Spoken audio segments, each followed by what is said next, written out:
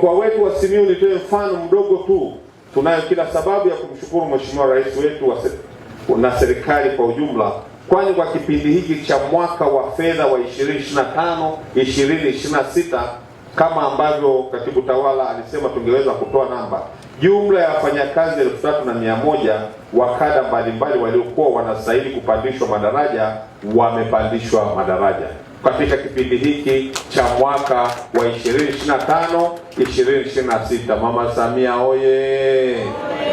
Lakini vile vile katika kipindi hiki cha mwaka wa 2025-2026 ambao nao bado haujaisha, lakini watumishi 1086 wa kada mbalimbali zikiwemo elimu, afya, mifugo, kilimo, utawala bora na kadhalika wameajiriwa. Na kwa hiyo ukiangalia katika mkoa wetu ajira zimekuwepo na kupandishwa madaraja kwa watumishi pamoja na nafasi zinazostahili zimekuwepo, ukiachilia mbali viwango vya mishahara ambavyo vimerekebishwa na pengine singetaka nirudie, lakini kuhakikisha kwamba haki za wafanyakazi zinaenda kulipwa ama kutekelezwa.